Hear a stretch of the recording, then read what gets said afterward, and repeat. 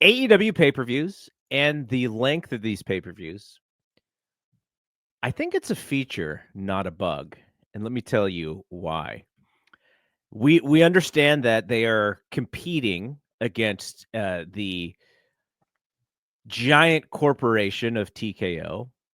They are like, even though Tony Khan is the most wealthy of anybody in the business, like just compared to the amount of people they employ, the how their whole thing works. Like it is kind of a mom and pop store in comparison to TKO.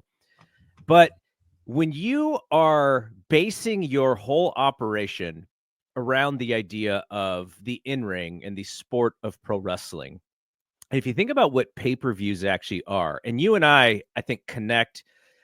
You may not connect exactly with me on this, but personally, I hate television wrestling because I've been watching wrestling since 1985. And I know that television wrestling is a hook to get you to pay for something. Television wrestling is free. In Netflix, you'd have to pay some money, but everyone has a Netflix account. So I knew very early in my watching that, okay, TV is a way to tell stories to set you up for the climax of what you really want to see, whether it is buying a ticket to a show or the pay-per-view. And so a lot of the AEW matches that people go gaga for on television, I'm like, yeah, great. I would have rather seen that match on pay-per-view, uninterrupted, with real stakes. I don't like watching matches for the sake of matches. That is just my personal interest in pro wrestling. I'm not saying that if you enjoy that stuff, that is just a difference in opinion. So with that in mind, AEW has 12 pay-per-views a year, or 11, or whatever the number is. And the goal is to pique the interest in the intrigue of a singular match on the pay-per-view. So if you think about it from the perspective of what are we paying for and what are we getting, you kind of understand why Tony Khan would sort of try and treat every pay-per-view like the pro wrestling version of WrestleMania. Now, that being said, how do we watch TV these days? Less and less people are watching live and not stopping it and not pausing it. And, some people are like, oh, I know this thing is long. I'll wait for the wife and kids to go to bed, or the husband and kids to go to bed, or, my friends to leave. We're going to go out and I'll watch it later. So from that aspect of how we watch things, I think it benefits AEW to have the feedback of their shows be that if you buy a show, you are going to see at least one fantastic match. And in some cases you might get both. Does that mean it's a fantastic show? I think it depends on your perspective. A lot of these shows I am dog tired watching. And some of these great matches that people are talking about, I'm checked out of them because I'm so tired already, especially when it comes to the main event. You're talking pay-per-views or talking pay-per-views. Okay. Yeah. So if you chunk it up though, and if you go, this pay-per-view has, let's talk about the Revolution pay-per-view. If you watch that show from beginning to end, there are moments of that show where I was like, oh, they're doing this spot again. Oh, they because of this thing has already happened, they have to like go kitchen sink style in this Ospreay and Kyle Fletcher match. And to me, what hurt that match was the fact that it was sort of not believable anymore because it was just a stunt show. But if you only watch that match, it could possibly be the most fantastic thing you've ever seen in a pro wrestling ring. But if you've watched a lot of wrestling or you watched the entire show, you might have been over some of those spots at that point because it just looked like superhero Daredevil stuff. So ultimately, my point is that it is beneficial for AEW to have this elongated show where they can attach moments or matches that people will continue to call back to over the span. And I think this is how they sort of exist in the zeitgeist. Because if you think about how television works today, WWE has a show almost every day of the week. So if something happens on Raw, by NXT, if you're then watching NXT, you're like, oh yeah, Raw happened, it's old news. And then by SmackDown, you're like, oh yeah, everything before that is sort of old news. Like nothing can really savor. You can't really like savor anything. But with AEW, if you create these moments and you create these like very memorable things, positively or negatively, I think it allows them to exist as talking points in the zeitgeist much longer than if they just did 3-hour bite-sized WWE pay-per-views, which works for WWE because they treat their TV like a pay-per-view in a sense. It's like this Raw thing, we want to treat it like it's produced at the highest level possible. Same with SmackDown. NXT lesser so, but they have so much content that they're just churning they're just going. And so AEW having these giant shows, it allows them to press pause on the ever moving industry and go, talk about us for 2 days, talk about us for 3 days. And if they didn't have those long old pay-per-views, you would have some 7-minute bite-sized matches that nobody even remembers or cares about. Okay. First off, I want to say on some level, I agree with some of what you're saying in the sense that, I've even made this point recently that I think that Tony Khan recently has stopped listening to the vocal critics online about things like promoting matches ahead of time and your pay-per-views are too long. And instead what he's doing is he's playing to his base, and he's announcing these bangers on Twitter 2 days before, and he's announcing 8 matches the week of a pay-per-view and putting out these 10 to 12 match pay-per-views that are generally going to have at least 5 or 6 great matches on them. And people are raving about the shows, and he's really happy with that. So I do say that that works on some level. What I will counter that with is I pulled up the last pay-per-view, which was Dynasty. And that was a 12-match card. Now, 2 matches were on the pre-show, so we don't have to worry about that. 10 matches on the main card, which to me is way too much. And if you look at the card, I pick out 3 matches here. Hurt Syndicate versus the Learning Tree for the AEW Tag Team titles. Bandito versus Chris Jericho for the ROH title. And Adam Cole versus Daniel Garcia for the TNT belt. You take those 3 matches off the show. It's an hour shorter. It's much easier for your fans to not get tired out, like you said. And you end up with 7 matches that are all like great to awesome. There's no one that's going to complain about that show. There's no one that's going to say, oh man, I wish we would have had that freaking Bandito Chris Jericho match.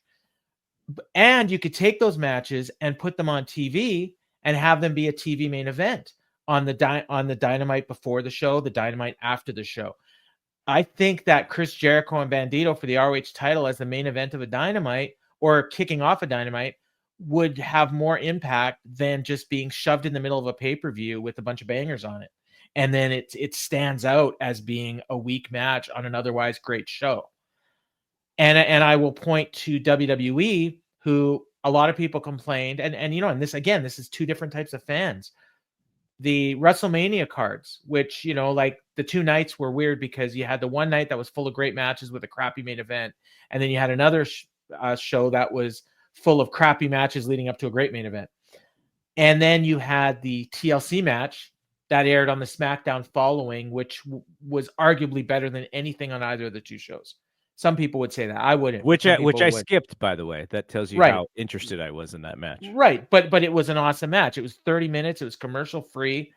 And it got the focus that it wouldn't have gotten on WrestleMania. If it was on WrestleMania, it would have been in the middle of the card. It probably would have got half the time, and it wouldn't have been as good of a match. And even though I'm sure those 6 guys would have loved to have been on WrestleMania, I don't think that necessarily means what it did 5 or 10 years ago, where, you probably got a big check bonus for being on WrestleMania. I don't think they get that now. I don't know that for sure, but that's what I've been led to believe. They just get their salary, whatever it is. So for them to be on a SmackDown, that's going to be viewed by an average of 1.6 million people. Probably by the main event, there might be 2 million people watching.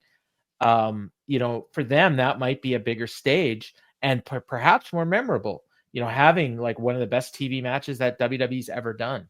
So, and I'm not saying everything's going to be like that, but you look at this coming week's Dynamite. I mean, it's in 2 days. The pay-per-view's on the weekend. There's nothing for this show. We've got Julia Hart and Mina Shirakawa with Tony Storm on commentary. That's it. That's all they've announced. And meanwhile, we're going to have Bobby Lashley and Shelton Benjamin wrestling Sammy Guevara and Dustin Rhodes on the pay-per-view. And I don't know why that couldn't have been the main event of Dynamite. Like, that's what I'm saying. Like, it would have more interest. It would, it's going to be on that show. Like, it's going to be 7 minutes and the Hurt Syndicate it's going to win. Okay. Think of it as and this is how I thought of it. Mm-hmm. Think of it as darts. You have 10 darts, or if you have 10 darts, how many bullseyes can you throw in 10 darts? I guess it depends how good you are at darts. Right. But if you think about it as chances, and if you have 10 matches and your goal is to have like 3 matches that people remember so that they'll talk about it throughout the next week, you're going to have more opportunity to do that with 10 than with 6 or and I would say it depends what the 10 are. But so here I'll use one of your examples. Yeah. Adam Cole and Daniel Garcia on paper should have been a better match than they actually had on that show. Some of it was placement, and some of it is just how bad. I don't want to say how bad, because I think that's probably being a little disrespectful. But when you are stuck on Collision in a Collision feud, 350,000 to 400,000 people watch on a weekly basis. That may not resonate with the bigger AEW pay-per-view buying audience. They may see that feud as not essential for my AEW watching. So then when I watch the pay-per-view, then I'm like, oh, why are these guys wrestling? I haven't seen anything, right? So, but at the same time, you would think that they would have had a better match than they did. So I think that was one of the darts that they threw, hoping, let's allow Cole and Garcia to cook. And unfortunately, it just didn't work out. That was a chance you took. The other 2 matches that you mentioned, yeah, those were done, for star power, and because those guys, at least the Hurt Business, are in a big program. And Jericho's Jericho. I imagine his role is probably going to slightly change. You're trying to complete this story that you started, which if it really didn't work out, which was to help ROH get a television deal, and it just didn't work. And now he's done that now. Yeah, twice. He's gone. So it was ultimately something that didn't work. Do you remember that before Dynasty, you asked a question in our Discord? What match is going to be your, I'm going to go make a sandwich match? I think that was mine. I think Cole and Garcia was mine. That was almost everybody's.